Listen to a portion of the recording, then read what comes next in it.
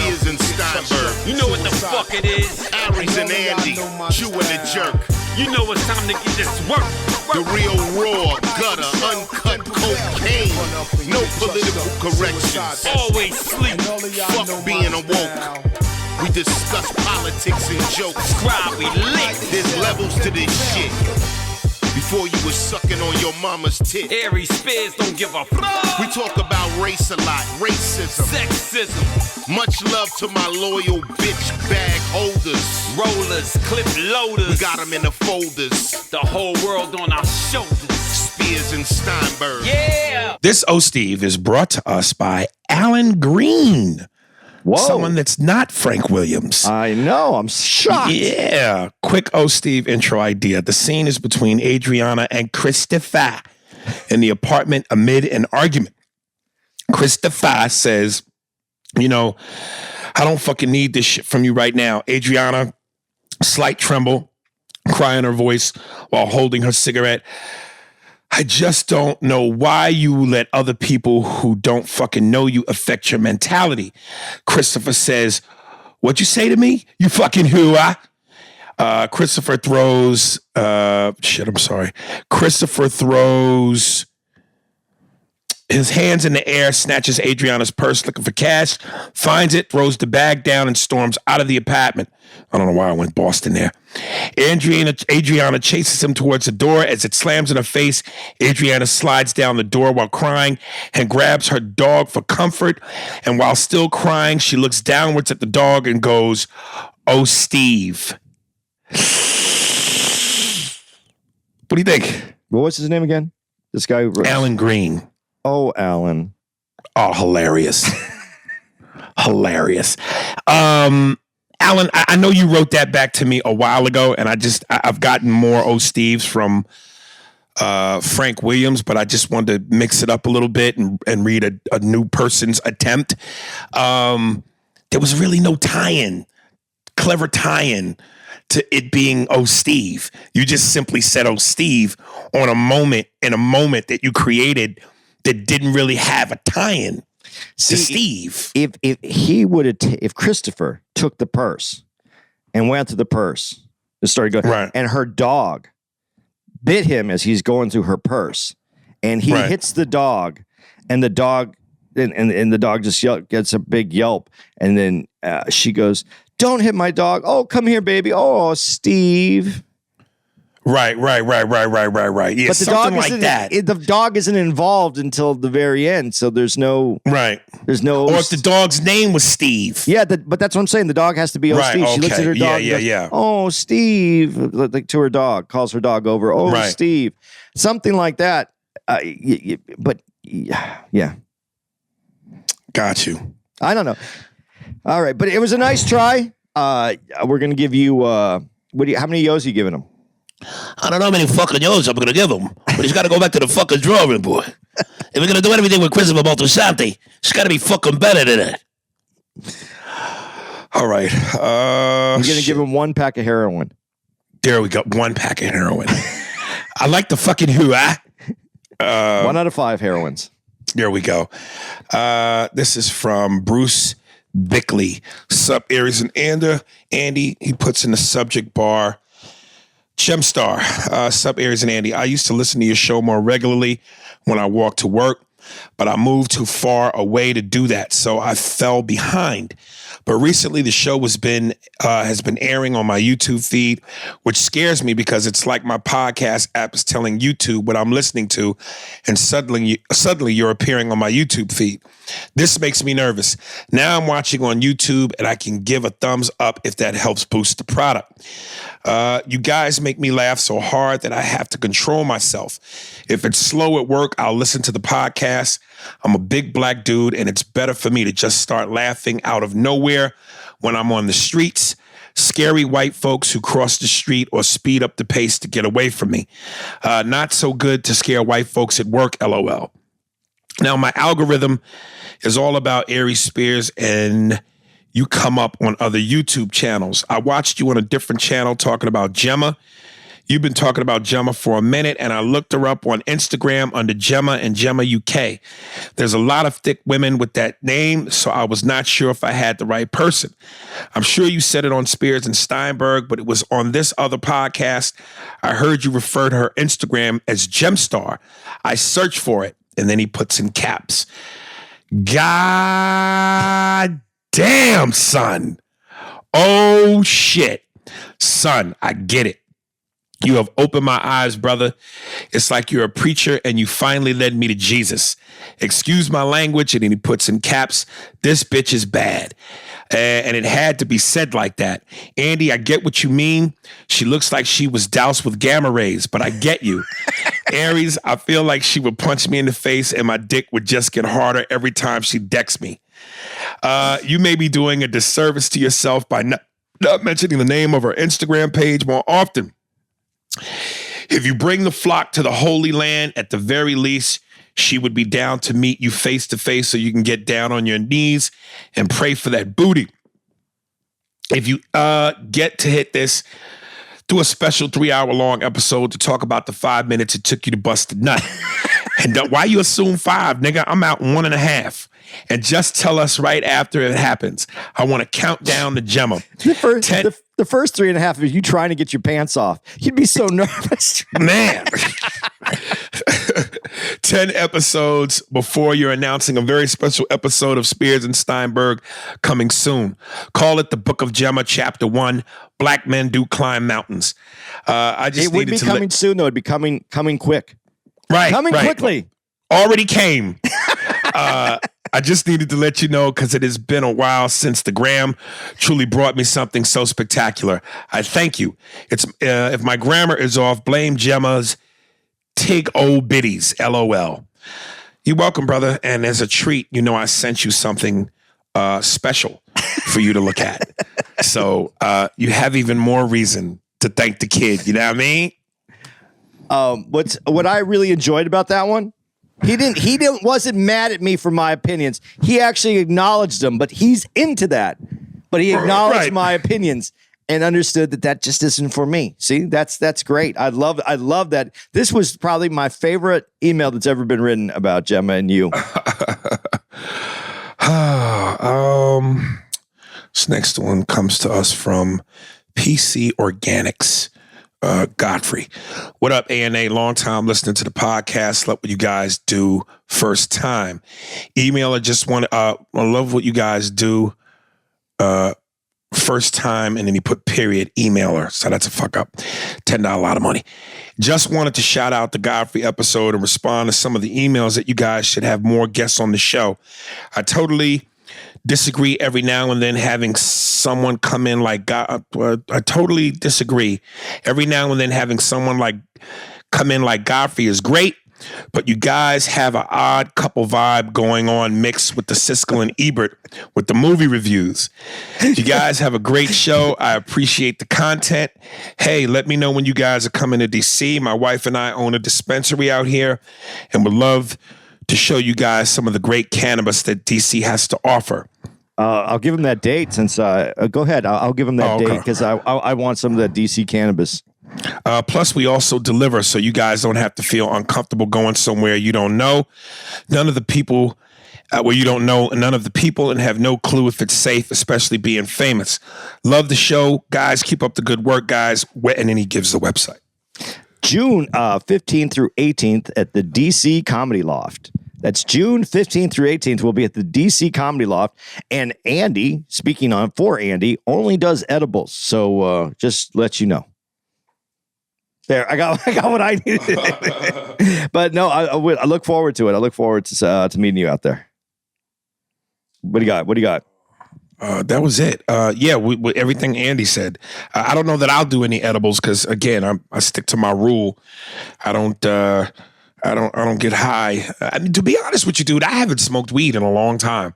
I don't know if I'm finally about to kick weed or I'm just going through some sort of phase, but I haven't smoked weed in a long time. I for some reason, I just haven't had a desire to be high. So I don't know. I'm in a weird place with weed right now. I'll do an edible on the late show Saturday. I'll get it right after the early show Saturday, and I'll do it, and we'll see what happens. If we meet up and you give me an edible, I'll definitely do it. It has to be a reasonable milligrams though, dude. I don't do large milligrams because I get sloppy. Like my face falls off when I do edibles. If it's a large milligram amount, I'm not good. Yeah. I'm good for sleeping at that point. Let me see. Oh shit, no one can read that. Carlos Zaruza, $10 Alada. Dear ANA, there was 2 really good $10 emails this week. Had me rolling when the one dude had no punctuation marks, only to be immediately followed by the most beautiful, eloquent email ever. I love it when you describe bad emails as bad traffic situations, Aries. The reason I'm emailing is because a while ago, I think back in episode 300, you said you guys were going to do a $10 champion. I don't know if you're saving it for the big 500 or perhaps you forgot. But dude, I'm always on edge for that one when there's a new pod. My first email ever was a $10 too, yo. I didn't make it even past the first sentence. That shit was like Malcolm in the Middle when he trips on his shoelaces at the beginning of the marathon for the sick kids. Hope this one gets ready. And you about to say red, but you put ready. So you was at the finish line, brother, and then you tripped on your own, ironically, on your own shoelaces. Hope this one gets ready, and maybe other people get up in arms about a $10 championship or best of episode. Anyway, take care, y'all. Party all the time. Yeah, Carlos, you almost made it, son. I'm telling you, I think you guys get excited when you see the finish line and y'all trip over your own dicks. You know, he might have miskeyed something, and then when you do the spell check, it doesn't always read it right, and then then it'll say ready, but it was on him, but it might.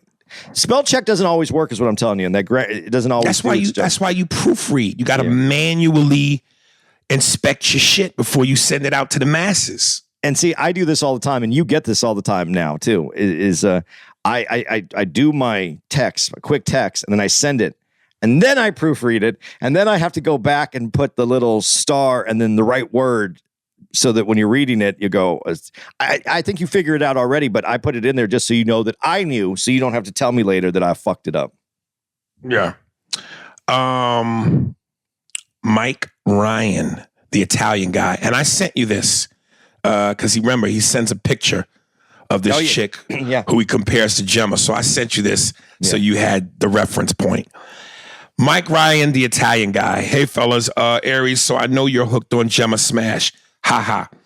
But I follow IG model. I want to see if you think she makes your cut. I know Andy will like her, as Andy would say, she's sturdy. You can toss her around. He likes to say. Excuse me. Love the pod, guys. Keep up the great work. I'll keep listening. Mike from Virginia. Sorry I had to resend the email. Forgot the picture. $10, a lot of money. What do you think of this broad? She's okay. Yeah. And I'm being nice when I say okay. When you zoom in on her face, she has an all right face. It's all right. And the booty is not to die for. See, but I'm not mad at that one, but honestly, if it's between her and Gemma. Oh shit. If I had to. Oh shit. Probably still be Gemma then. My nigga. Let's go, nigga. Let's go. Because if I'm going to go out, then I might as well go all the way. And that is all the way. Yeah. But again, not necessarily my playground. Right. Okay. It wasn't bad.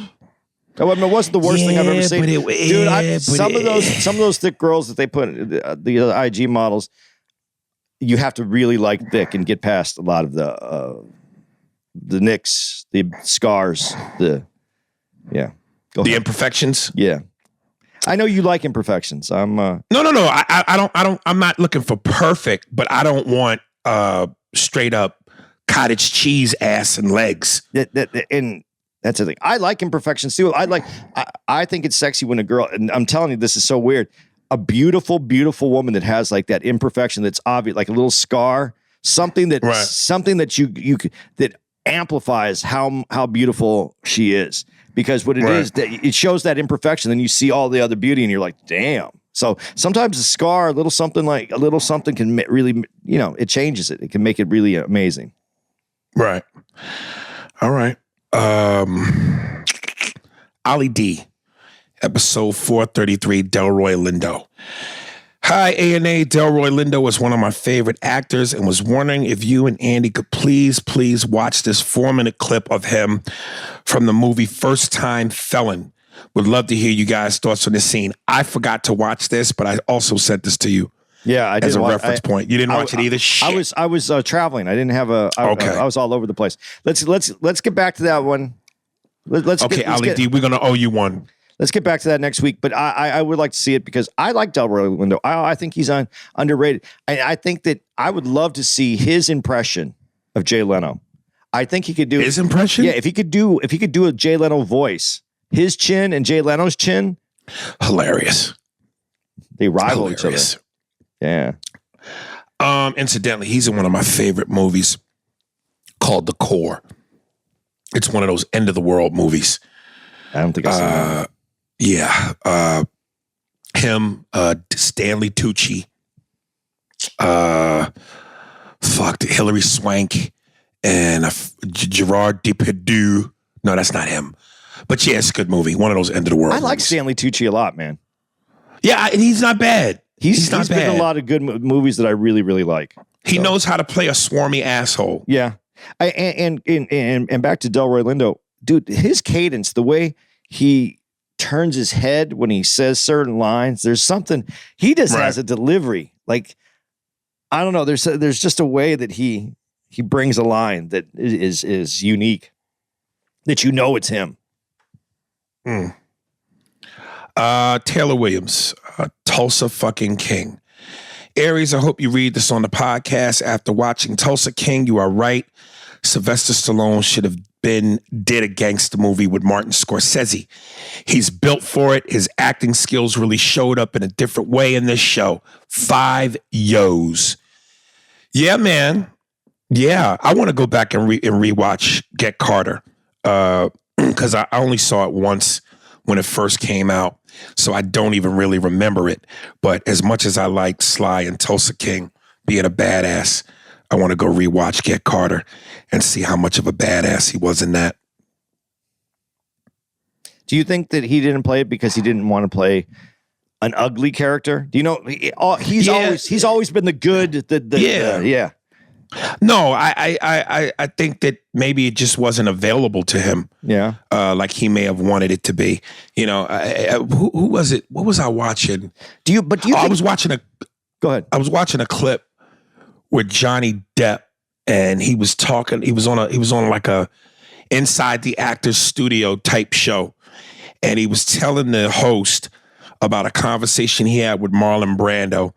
And Marlon basically asked him, how many movies do you do a year? And Johnny gave him the amount.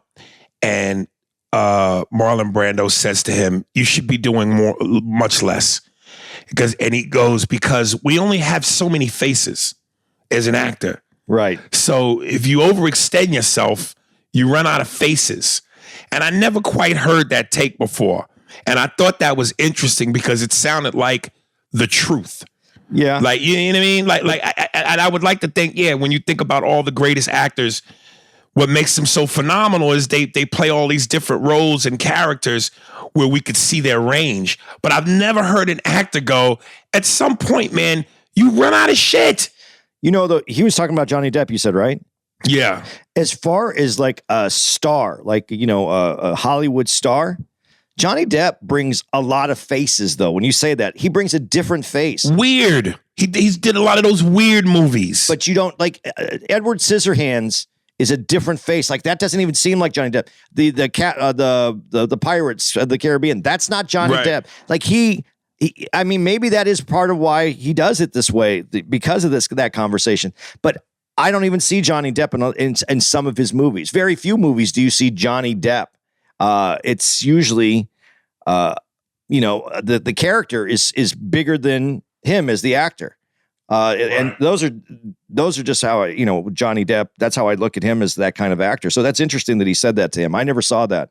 That's pretty awesome. But do you think, here's the thing with Sylvester Stallone and I'm not saying that he doesn't have range. He's obviously shown that he has range. But do you think if he played the Joe Pesci character in Goodfellas, could you like Stallone the same way you like Joe Pesci? Do you think he could have got to that area? That's what concerns me and why maybe he hasn't done this. Because I don't know. If I hadn't seen Pesci first, I might be able to buy Sly because I would have had nothing to compare it to. But do you know how hard it is to be that much of a piece of shit and you still love the guy in the movie?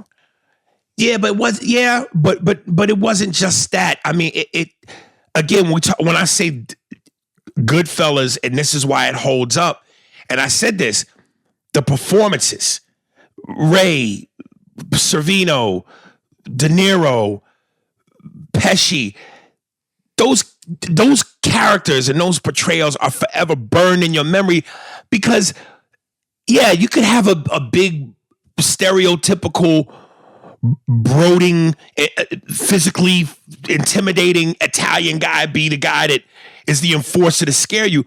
But when have we ever seen a guy of Pesci's size with that voice that was just as intimidating as a big dude who looked like a lineman? And that also made it somewhat comical.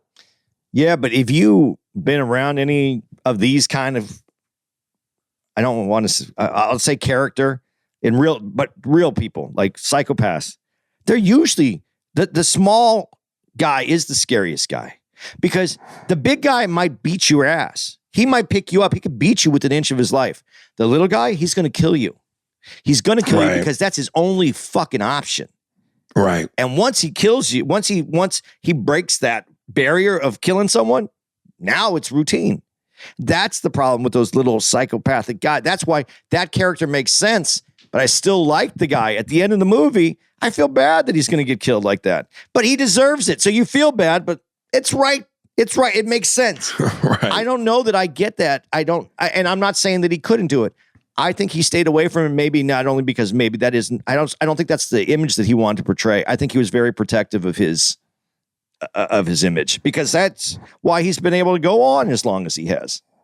Yeah, I think there's an email I got from somebody who says in actuality that there was a point where I think Stallone did an interview and he even was questioning or disappointed at the fact that he didn't get more of those kinds of roles. So as you say that, I'm thinking, great question. If that's one of those, if I could ask Sly, did you not do it because you were more protective of your good guy persona?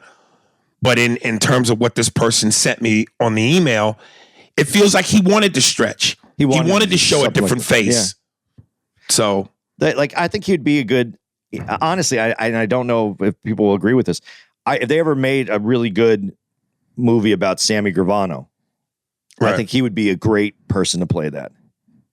Sammy Gravano. No, I thought. Wait a minute. Okay, so I'm getting somebody mixed up. Sammy the Bull. Yeah. Okay. So Joe Pesci never played that guy. He played characters that are like that guy, but I think he could do it only because Sammy was a very engaging, big personality. Yeah. So. Okay.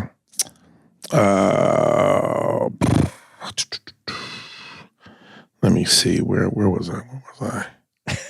I'll tell you this real quick, though, why I had to take that phone call. We had to take a quick break while I was doing this. My son, my boys live in Phoenix, and I was out there. I was out there this last weekend in Phoenix, and I did a weekend with Harlan Williams. Had a good time with Harlan. How was that? It was good. He's a funny guy, very experienced, been doing it forever. So it was fun hanging out with him. And a friend of mine started off comedy in Arizona. He lives in bounces back between New York and Phoenix as well. And his name's Jeff Wiles. And we were on the show together, and it was a fun show. But I was out there for that weekend because it was my son's birthday, Max. I said that last week. So he just celebrated his 24th. Happy birthday, Max. But I'm out there and we're going to the show. Max is going to take me to the show on Saturday night. And we're walking out to the car and there's a cop car parked sideways. And the dude has his assault rifle and he's not holding it at us, but he's holding it. And he goes, come here. And then Max is like, wow, looks at me and goes, wow. And he goes, I'm just taking my dad to work. Am I going to be able to take him to work? We didn't know if we were going to be able to get to our car because of the way it was parked, whether you could get in or out if you wanted anybody to leave. And the cop goes, no, where do you live? And so Max tells him his apartment number. He goes, okay, so you don't live. And he told him about where it was. And he goes, no. He goes, okay, go ahead. Apparently someone was shot and killed in the apartment where my son lives. Really? Yeah, my son lives in these casitas. There's 4 casitas put together. So there's a little courtyard, and then there's another 4 casitas and 4 casitas and 4 casitas. So it's just set up like casitas, and it's a cute place. I haven't really liked it that much because they don't take care of it the way they should. Not my kids, but the owners. And it's the one that was directly after his, and I'm like, dude, this is just too close. And his lease is ending at the end of February. So he was calling me because he was checking out places and he has to get out of there. I don't want him to stay there. Not just because someone got shot. I just don't like how they're taking care of the places. Right. But someone getting shot isn't a bad reason to move somewhere else. So if anybody has a place around $2,000 at the most, my 2 boys are looking for a place, 2 bed, 2 bath, somewhere in South Scottsdale or North Tempe or that edge of Phoenix in that area, because that's where they both work in that area. So let me know. But my kids are on the move. They want to get out of the shooting zone and the poorly ran place. Right. Andy Comedy on Instagram. Let me know. Okay. Sean Godfrey. Yo, Smoking Aces. Love the Godfrey interview. Shit was flowing naturally. Every time y'all tried to wrap up the show, his last word would turn into another 30 minutes, LOL. I listened to the 3 hours, then watched the visual on YouTube. I urge your listeners to watch it. It's like a new 3 hours. The audio without the visual doesn't do it justice. I think I may only watch the visual on YouTube if I have a choice going forward. Definitely want to see him on the pod again. 80% comedy, 20% history lesson. Sometimes you got to put the medicine in the candy. I love that. Yeah. Have you ever heard that phrase? It's close, but not put that exactly. I love that. Good, yeah. Sometimes you got to put the medicine in the candy. Yeah. That's awesome. What people don't know is that the Godfrey's still doing our podcast right now. He hasn't stopped. It's been weeks. It's still going. That's funny. Yeah, he was. We really could have done another 3 hours. It's just that once we got going, and you know what was great about it is Godfrey goes with you, and then Godfrey came over, and me and him were going, but he never slowed down. We took breaks. Right. We took time off. He just kept going. So he's great. He's out here in New York. I wish I have to start going more because I want to see him just out there. He's great to watch. If you ever get a chance to see him close out the shows, if you're ever at the Comedy Cellar, or a lot of times he's at the Cellar area, watch him close out the show. It's not going to be material. It's going to be him riffing and having a good time. And it's a show, man. It's a show. Right.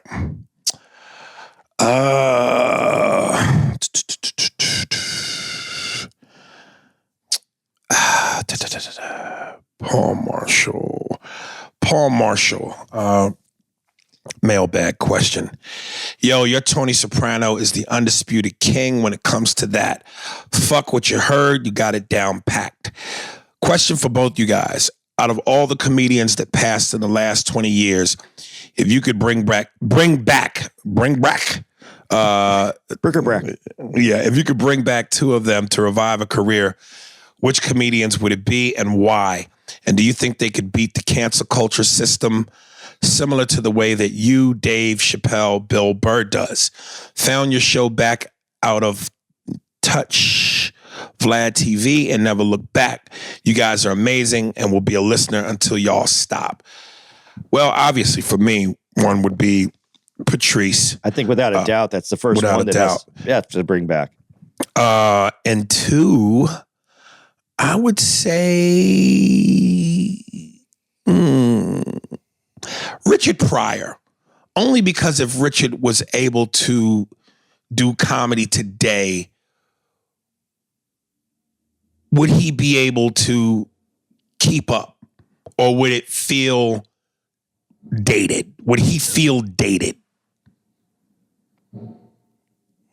That's a good question. I think he would adapt if he would keep doing it. The person I would bring back, and they're not dead, is Eddie Murphy. But I'd bring him back because I think I would love to hear his take on today. Right. He ain't doing. I know he says he's going to do it, but he ain't doing it. Right. I just don't think. I don't think that. And for the reason I don't think that he's really doing it, I don't think that he feels that he could get an honest take on his comedy and not be either an honest take or not be just eviscerated as he tries to do comedy again, because it's not going to be that Eddie Murphy that was 20 years old. It's going to be this, and he's not going to. People aren't going to give him the time to get those. Those are. That's a muscle. Those are legs. You got to. He may be one of the greatest, but he's going to be held at that greatest level. And to come back and do that, I don't think that he can put. I don't think he can put himself out there like that. I hope I'm wrong, but I don't think he could. But Bernie Mac went too soon. I would have loved to have seen Bernie Mac do something else. I always wanted Robin Harris, who went way before, just when he was getting his popularity. I would like him to be known for more than Bebe's Kids. That's a good one. Let me swap Pryor for Robin Harris, Patrice and Robin Harris. I would like to see Lenny Bruce, not the drugged up Lenny Bruce that was just caught up in the scandal. I would have liked to see what he could have done with comedy as he came out of that time period. It would have been something interesting to see what happened. Because he was, when Pryor talks about him, that he was the innovator. He was an innovator at that time. I would like to see if he had a chance to do it if he could have been past the heroin and been able to be something different. But those are the guys I'd like to see back. But how do you not want Pryor back though in some way, just because of how much he gave? And if he could be back without the MS and being healthy, and he was on a different, he was fine in his different plane, And then he kind of got shut down health-wise. So, I don't know. Those are my guys. And do you think, how do you think they would fare in cancel culture? The only one, when you go by cancel culture, the only one I need to have back is Patrice. Right. Yeah, and I hate to say that, but that's the only one we need. I would love to see these other guys, but I don't know how he'd fare. I know that he would have a crowd bigger than most, because I think more people would come to destroy him, but more people would come out to support him. I think he'd be polarizing in a good way though, where people have to make a decision and have to understand why they're going a certain way. I would love for him to be here. And there's a lot of guys, you being one of them, but that, are on that edge. And I'm not trying to say that, but he really leaned into it like no one else. He really felt he knew how to manipulate that, not just for his crowd, but for anybody that was going to hear it. And so, to his detriment, because he was going to, like he said, he was going to affect you one way. I'm going to affect you one way or the other. You're either going to hate me or love me. There was no in between.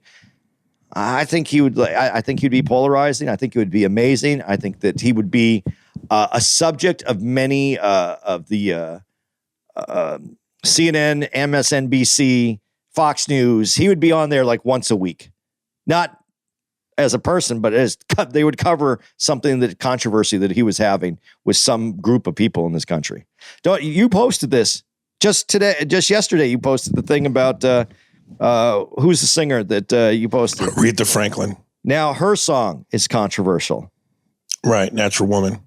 Which is unbelievable. Yeah.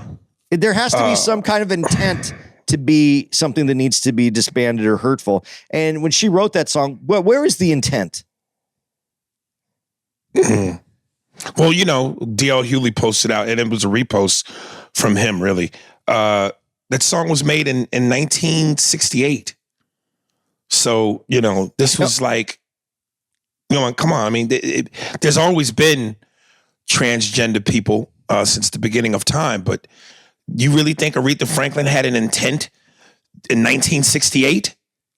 Well, let me ask you. I'm going to ask you this because this is coming from the white guy.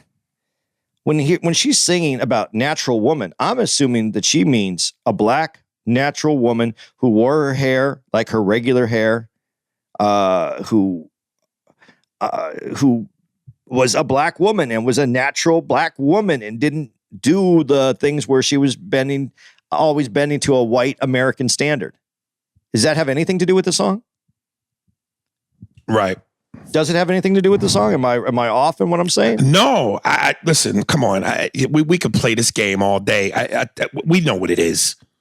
We come on. We know what it is. Yeah. You're absolutely right. So,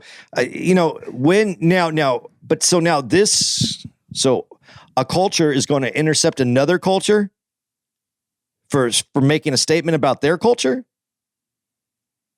And now that's hate speech to a different culture when you're only praising your culture.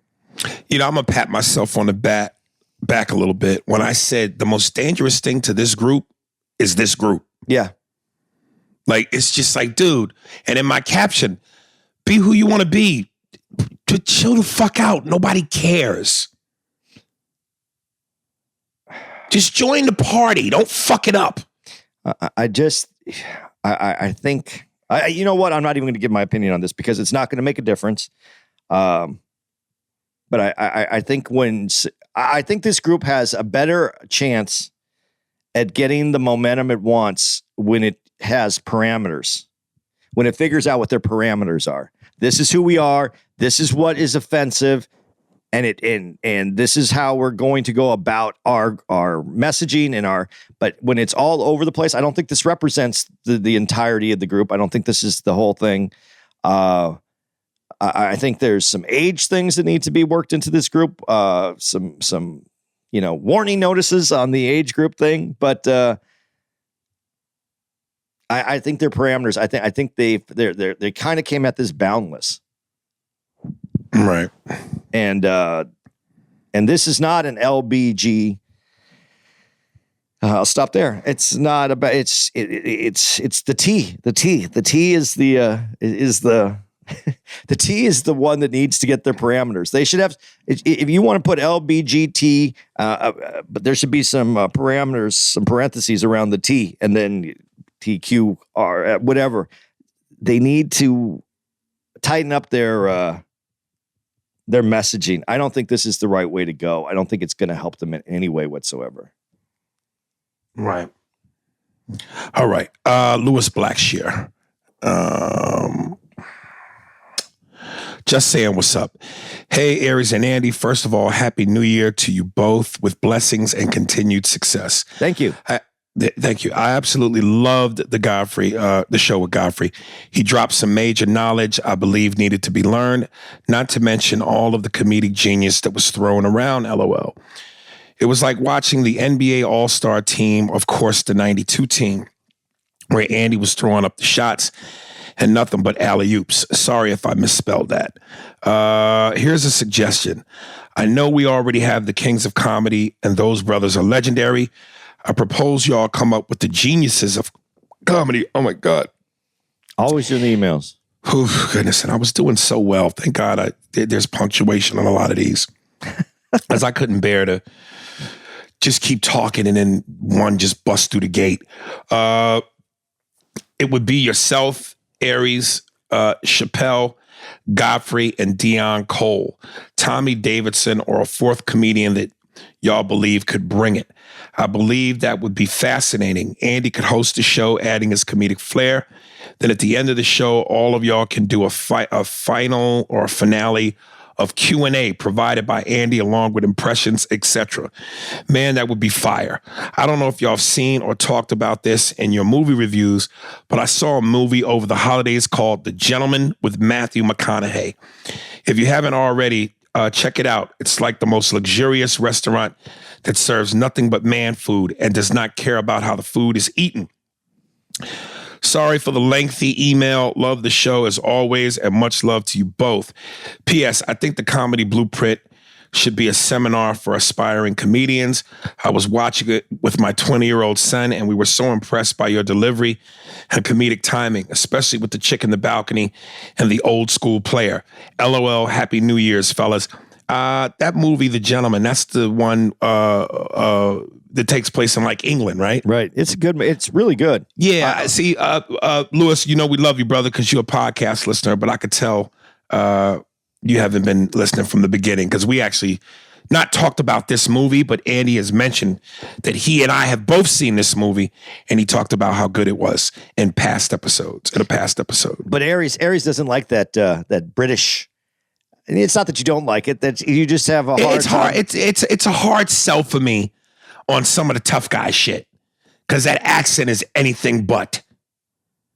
It's anything but. You don't mind Jason Statham though doing it, but Jason's voice, Jason, yeah, that gruff is makes up for it. Do you? What about Idris Elba when he's just talking his regular voice? Yeah, but he's not doing movies. He's just being Idris Elba. If he was doing the non-actor, if he was doing it with his regular voice, yeah, is it going to throw you? It's going to throw you. Yeah, it's going to throw me. Is it especially throw you when it's a black guy versus a white dude? No, that don't matter. Okay, I just can't buy. Look, if this guy don't get his money, I'm going to take him in the back. All right, shoot him in his knickers. Thinks he's slick, ain't he? I'll just, that shit is a hard sell to me, that you are going to beat my ass when you sound like that. Scar's late on his payment. I think we should knock his teeth out. It'd be a cute thing to do, innit? Fuck it, innit? You better have the money. We're going to see you tomorrow and then, shoot you in your kneecaps. You don't want that, did you? I think we should do it, innit? That's just because you just didn't grow up with those kind of gangsters. If you were from Europe, those gangsters are real. You'd be like, oh yeah, those are real gangsters. Yeah, and if I grew up in a gay section of Manhattan, I'd party with them fellas. But you know what you know.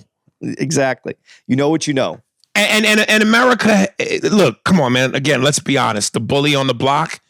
When it comes to Hollywood, when it comes to machoism, when it comes to action, everybody's trying to follow in our footsteps. We lead. We don't follow in nobody's footsteps. Well, after Hollywood, it's Bollywood is the biggest. So what about those gangsters? That's even better. You better have my money by tomorrow. I'm going to pay you a visit even if I have to crash your wedding.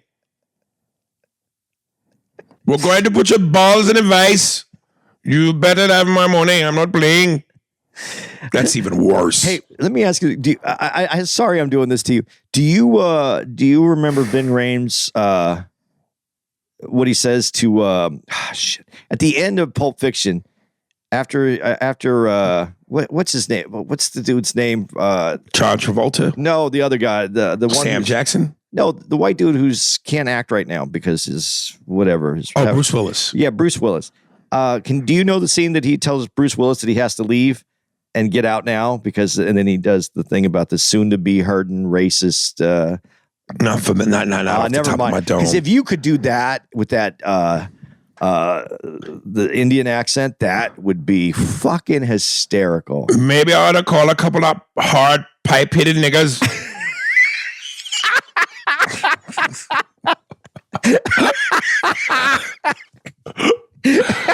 You see? That's the emotion that evokes. Laughter. Yeah. I like when you do it. Like, I think, first of all, okay, this is just me as the comic. I think it's kind of making fun of that accent it's an obvious choice. So it's to me, it doesn't always ring with the most comedy like originality. But when you do it in like someone's voice, like that thing right there, and the way you do it on stage, the way you present it, this if I said it this way or this way, basically set up. Dude, right. That shit cracks me up every time. And hearing Ving, when you think, and this is what's fun with what you're playing with right now, the boxer that has the neuroses, and then like when you just hit that right now, a Ving Rhames, but an Indian, And then you think of Bollywood, that has to be I would love to see some of those movies, like a remake of an American like gangster movie in that style would be funny. I got to see if that's even available, because that just made me laugh like I haven't laughed in a while. That is fucking tears came out of my eyes right now because I wasn't expecting you to hit it because you didn't say it. And then when you hit that line, Jesus. Right. Jonathan Moore, Tulsa King. Hey, A&A, I just want to start out by saying Thursday podcast had me crying. I know I can miss some punctuations, but damn, not that damn much. So thank you for the laughs. Anyway, I'm emailing because with the driving scenes in Tulsa King, how come they used a brake drop, green screen, or whatever that shit is called? Also, I noticed the windows were down in the outside driving scenes, but the windows were up when the scenes were inside the car. I always wanted to know why they do that. I hope I didn't get a $10 a lot of money. No, you didn't. I never picked up on that, so I don't know how to answer that. I think it's because I never caught that as a thing. If you caught the green screen, I think it's because they're not in Tulsa. Right. Well, I mean, unless you know Tulsa, you probably could shoot that anywhere and not know. But they probably did it in a soundstage. That might have been it. Because, they have to, this is the thing that, this is the question people should be thinking about or answering in their own heads. Travolta doesn't have time to do a series. I'm not Travolta. I mean, Sly doesn't have time for a regular series. I mean, he does, but he's doing other things. This dude produces, he writes. I mean, he acts. Right. He doesn't have time to go take 3 months off to go shoot a television series. So they have to put things together in a different way. When you have someone like him on a show, because it has to work. Those shows work around, there's certain actors, the show works around their schedule. Most jobs work around the job, but some jobs work around the actor, and he's one of those. Right. So that's probably why you're seeing some, maybe you're catching some of those irregularities in the filming. Cyril P. Detroit themed scene. Yo, what up, though? This is Cyril P. Loving the show. Picture this. You and Andy working the assembly line at GM or Ford, assembling some car. While on a snack break on the line, both of you pull out big-ass bucket of fried chicken and start to knock it down. Just as you do, a fine-ass female worker walks by, gives you two a ugh look, and walks off to flirt with a slimmer dude. You and Andy look at each other, then at each other's stomachs, and simultaneously toss the ravaged chicken bones you were holding behind you and run to the gym. Cut to 1 year later, and the same girl is driving the same exact car you two were building earlier. The car then suddenly starts smoking, and eventually the engine catches fire. The girl survives, is scared for life. It is found out the car had chicken bones in its engine when it was built. You and Andy find out about it, look at each other, and then at each other's slimmer stomachs, again, just like earlier, and immediately y'all run back to Popeyes. Much love. Hope you enjoyed it. P.S. Shit like that used to be common at some plants up here. I'm these plants. All right. Okay. Okay. I'm trying to figure out what I make of the email. You figure that out. I'm going to tell you a story that I realized why we work well together and why we do the things that we do. Okay. When we were in when we were in Buffalo, we go to get some wings at a place that's close by. It wasn't bad wings, just wasn't the best wings. And Aries only eats the drumettes. So Aries asks, can I get all drums? And she says, no, they don't do them like that anymore. They're already pre-portioned, so they don't. And that's when I say, well, I want wings as well. Can I have all the flats? And Aries can have all my drumettes.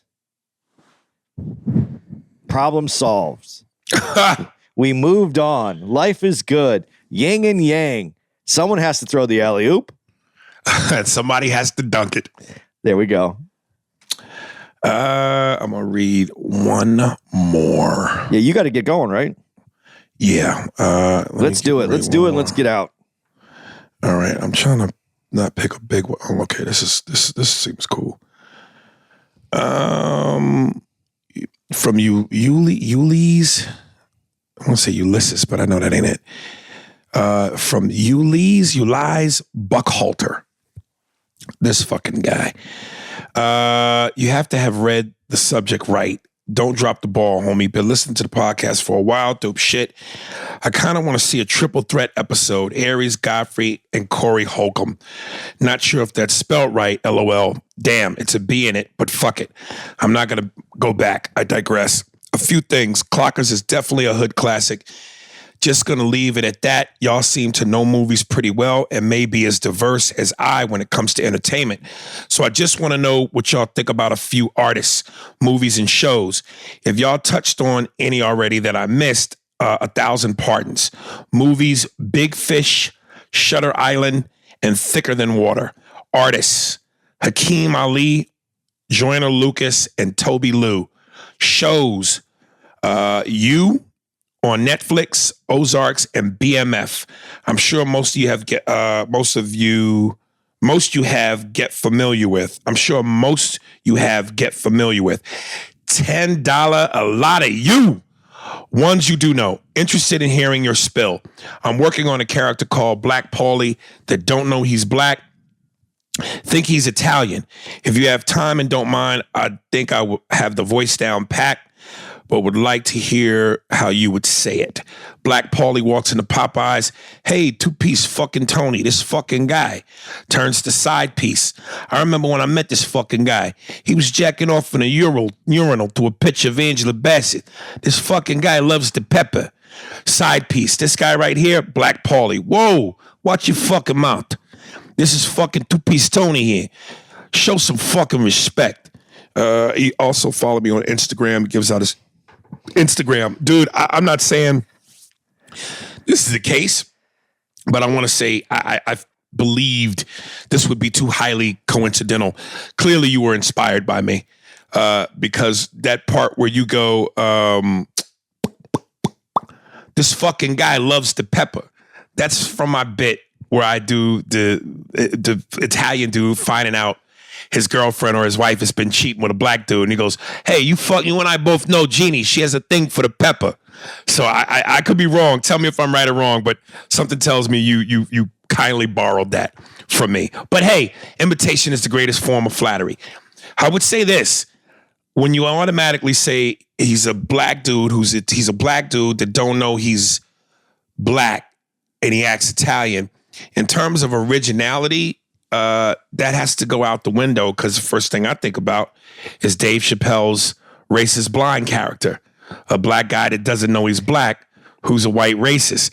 I think it would be more interesting if he was a black guy that knew he was black, but that acted Italian, but never calls attention to the fact that he's acting Italian. He thinks he's acting like a black guy, and he's oblivious to the fact that he's clearly acting like an Italian. Otherwise, I just think you lose points for originality.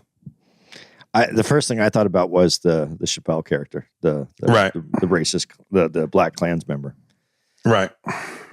What about his movie choices? Did you have you seen those movies? I've heard of some of them. I haven't seen them. I know BMF is that show, Black Mafia Family. They constantly show on Stars. I haven't seen that. I've kind of been a little curious. I haven't seen You, but I wanted to see You. I haven't seen it. Yeah, of course I've seen Ozark. And then those rappers he named, I know who they are, but I've never really gotten into them. I'm not even knowing who they are. And then the only movie that stands out in there that, that was, I think everybody saw, was Shutter Island with is that with Marlon Brando? No, that's the one with that's the Island of Dr. Moreau. Yeah, this is the one with the Titanic guy. He was young on the Titanic. What was his name? Leonardo? Yeah, Leonardo's in Shutter Island. Oh, okay. And so is the Hulk. Oh, he's in that too? Yeah. Ruffalo? Yeah. Right. It's good. That one was interesting. It was interesting the way that they set it up. So, it's an interesting movie. I'm not. It wasn't my award-winning movie. It wasn't a movie that I would.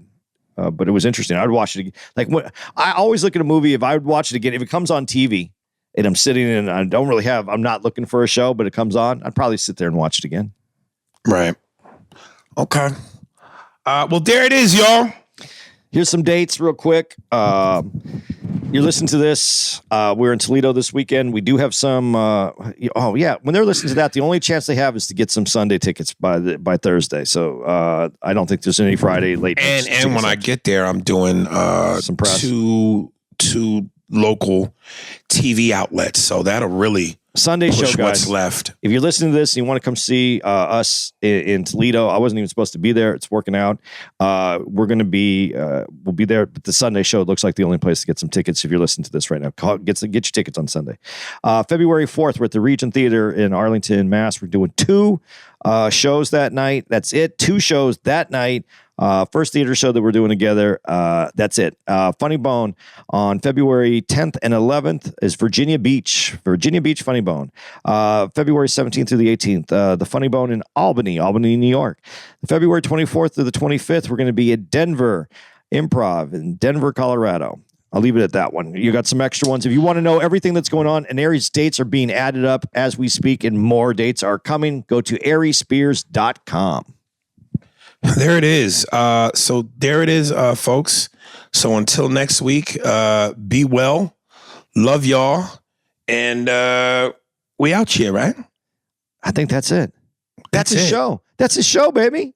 There it is. Spears and Steinberg. Thanks for listening to the Spears and Steinberg podcast. If you'd like to know who's responsible for this shit, it was hosted by Aries Spears and Andy Steinberg, produced by Steve Merrick and Anthony Holmes, executive producer, Big Papa, Robert Kelly, and Matt Kleinschmidt for the Laugh Button podcast. For more information on where to find us on the internet, visit SpearsburgPod.com.